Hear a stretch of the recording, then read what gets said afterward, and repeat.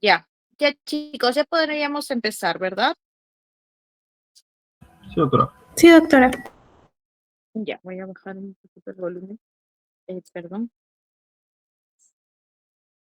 Ya. Bueno, el día de hoy vamos a hablar el último taller sobre laboratorio en coagulación en trombosis. Básicamente son exámenes en los cuales nos van a poder dar información sobre diferentes fases de la hemostasia. Ya hemos hablado en algunas otras clases o también en las clases teóricas o también durante sus clases prácticas sobre la importancia de poder realizar estos perfiles, ¿no? Nos apoyan bastante y nos dan a entender que probablemente qué fase de mi hemostasia está alterada y poder agrupar sobre ciertas patologías que pueden alterarme estas fases, ¿no? Entonces, vamos a empezar. Bueno, ustedes saben que la hemostasia primaria, ¿no? Y la hemostasia secundaria vienen a ser un sistema procoagulante que tienen como finalidad formar un trombo, en este caso un trombo estable, un trombo de fibrina, y que posteriormente a esto se va a dar la llamada fibrinolisis. Entonces, nosotros podemos tener laboratorios en los cuales específicamente o exámenes que específicamente me evalúen ciertos factores de la coagulación en particular o cierto grupo de factores de la coagulación.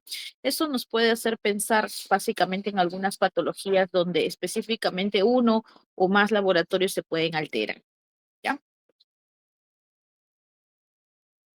Estos son los diferentes exámenes que nosotros realizamos para más o menos evaluar lo que viene a ser la coagulación en el tema de mi paciente.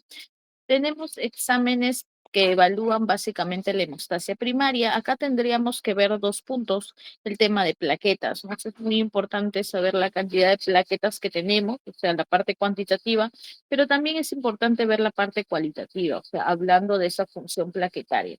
Los exámenes que tenemos más a la mano y que la mayoría de hospitales realizan vienen a ser el recuento de plaquetas. Eso lo podemos ver en un hemograma o también se puede realizar en un examen muy aparte pidiéndolo solamente como dosaje de plaquetas o nivel de plaquetas, y el tiempo de sangría. El tiempo de sangría viene a ser un examen que me evalúa bastante lo que viene a ser la función plaquetaria, y eso hay de por sí hasta en centros de salud o en postas médicas, ¿no? Porque es un examen muy fácil de realizar y lo que nos va a ayudar bastante es a ver esta función plaquetaria.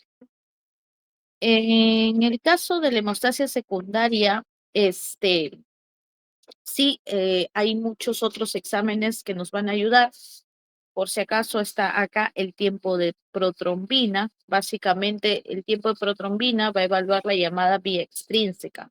La vía extrínseca va a estar dado por los factores de coagulación, básicamente vitamina K dependientes, ¿ya? Y esto se va a alterar básicamente en la mayoría de pacientes hepatópatas, ¿no? ¿Por qué? Porque los pacientes con hepatópatas muchas veces tienen deficiencia de la producción de este tipo de factores. Entonces, eso lo vamos a encontrar muy frecuentemente. Algunas veces puede estar asociados a otras deficiencias y eso básicamente lo vamos a ver en cuadros de hipofibrinogenemia. En cambio, el tiempo de tromboplastina parcial me va a evaluar específicamente factores como el factor 5, el 8, el 9, el 10, el 11 y el 12. Este tiempo de tromboplastina parcial es específico, es ideal realizarlo en los pacientes que tienen hemofilia, ¿no? Por eso es que este examen es de mucha importancia. En el caso tengamos algunos trastornos de mayor, se podría decir, compromiso de varios factores de la coagulación, a veces de la mayoría, en esos casos puedo prolongar ambos tiempos, ¿ya? El tiempo de trombina básicamente lo usamos o nos da a entender que cuando está alterado es trastornos básicamente de fibrinógeno. O sea, estamos hablando de una disfunción o una disminución del fibrinógeno. Pero nosotros a su vez también se puede realizar un examen específico que es el dosaje fibrinógeno, que es un factor de la coagulación prácticamente que nos va a ayudar a saber los niveles. Cuando estamos hablando de menos de 150, menos de 100, hay mucho riesgo de que mi paciente tenga sangrados muy severos, entonces este examen me ayuda a nosotros a poder definir la reposición.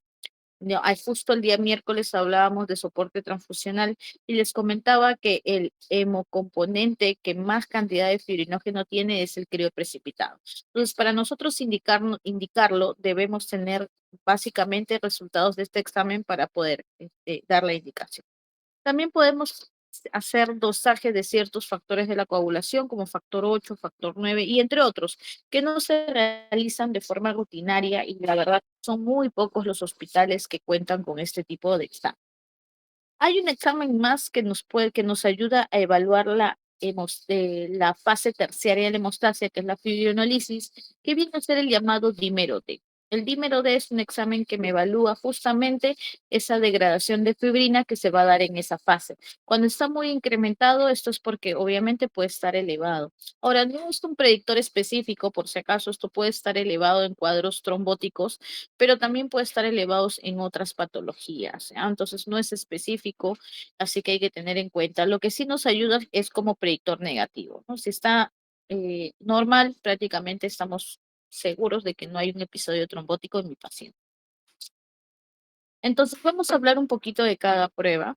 En el caso de las pruebas de hemostasia primaria, como yo les decía, es importante hacer recuento plaquetario. En algunos casos es ideal hacer este recuento plaquetario de forma manual, mediante un frotis de sangre periférica, es mucho más fiable.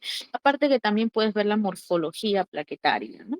Y lo que hablamos de la función plaquetaria, hay otros exámenes quizás más complejos, pero el más simple y el que podemos pedir con mucha facilidad es el tiempo de sangría.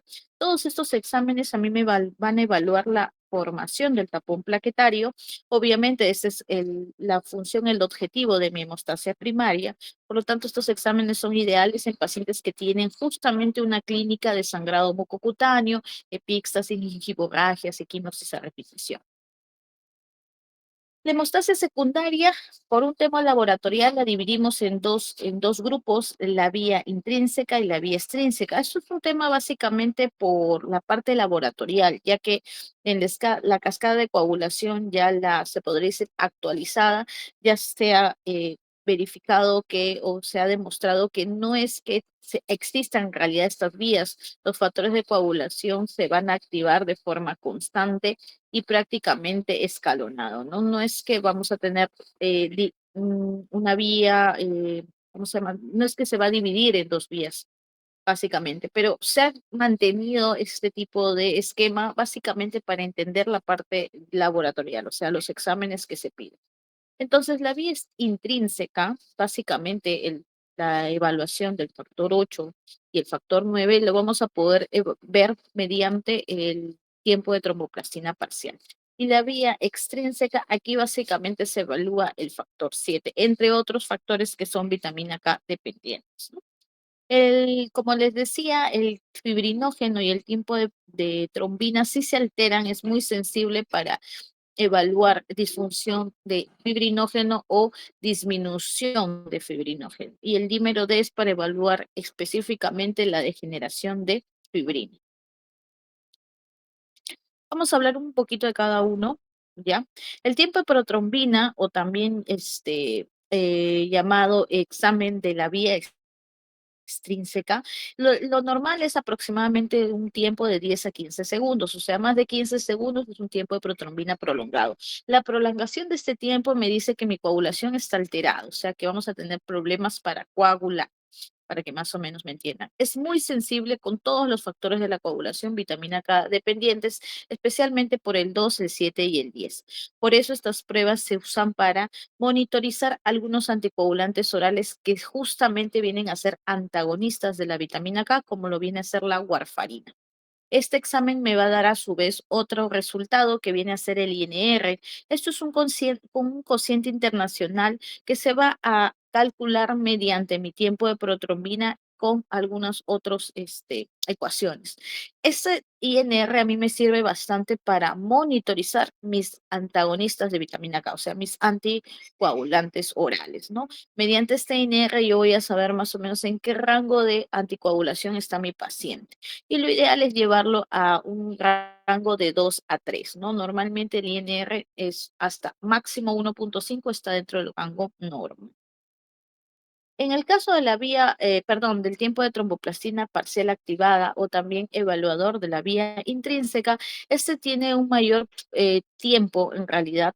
Ya lo normal es de 29 a 37 segundos y obviamente más de ello es una prolongación. Este de acá básicamente me va a hablar de anomalías de los factores 12, el factor 11, 10, 9, 8, 5 y en algunos casos hasta el factor 2, ¿no? Entonces, pero es muy, muy sensible específicamente para los factores 8 y 9, por lo cual es de gran utilidad para descartar o verificar que mi paciente pueda tener un trastorno hemofílico, en este caso hemofilia A o B. Acuérdense que el resultado no me va a especificar qué tipo de hemofilia. Al yo tener mi paciente con este tiempo de tromboplastina parcial activada prolongada, me obliga yo a tratar de a buscar causas, entre ellas hacer dosajes de factor 8 y factor 9 primordialmente. El dosaje de fibrinógeno es un dosaje simple, es dosar este tipo de este factor de la coagulación de forma sérica. Como el fibrinógeno viene a ser el precursor de la formación de fibrina, prácticamente tener un fibrinógeno disminuido me altera absolutamente toda la cascada de coagulación. Por lo tanto, indirectamente yo voy a tener prolongación de los otros tiempos. Entonces, mi paciente con hipofibrinogenia me puede causar tiempos prolongados, tanto el tiempo de protrombina como el tiempo de tromboplastina parcial. El descenso del fibrinógeno hay que tener mucho cuidado porque como me altera toda la cascada de coagulación, mi paciente su riesgo de sangrado es mucho mayor, es mucho mayor. Entonces, estos pacientes cuando están con rangos muy severos, estamos hablando de menos de 100, puede tener sangrados en cualquier forma y de manera muy severa. ¿Ya? Esto lo vamos a ver de forma crónica, o sea, las hipofibrinogenias en los pacientes que son hepatópatas, o sea, pacientes cirróticos cursan con hipofibrinogenia de forma crónica y lo único que se hace es transfundir crios precipitados cuando el paciente o sangra o requiere algún manejo quirúrgico. En el caso de CIDE, que es otra entidad que me causa en la etapa o en la fase aguda mucha hipofibrinogenia, los pacientes necesitan un soporte transfusional de crioprecipitado de forma horaria para tener menos riesgo a cuadros de sangrado. Bueno, de interpretación ya les expliqué cuáles patologías podemos encontrar posterior a cada uno de ellos. Ay, me faltó creo que el dímero de qué raro. Bueno, en el último caso es el dímero D, como les decía, el tener el dímero D muchas veces también se puede llevar en cuadros inflamatorios, así que hay que tener mucho cuidado. Hay veces, muchas veces a nuestro servicio nos piden sugerencias o interconsultas porque presentan dímero D elevados y como les decía, eso no es específico de un cuadro trombótico. Ya lo podemos ver también incrementado en otras patologías. No sé si tengan alguna pregunta, el tema en realidad es bien cortito, por eso les pedí que sea temprano, para que se puedan desocupar. Así que no sé si tengan alguna duda, alguna pregunta,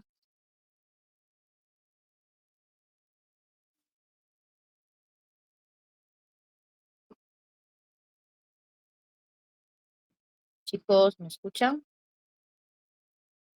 Todo claro, doctora, muchas gracias. Muy bien, entonces esto es el último taller. Suerte en su examen de mañana, estudien, por favor, traten de. Les aconsejo que siempre vean la parte de la fisiopatología, es la que te va a dar más entendimiento y nociones en la parte clínica de diagnóstico y hasta tratamiento. ¿Ya? Muy bien, chicos, éxitos. Gracias, Gracias. doctora.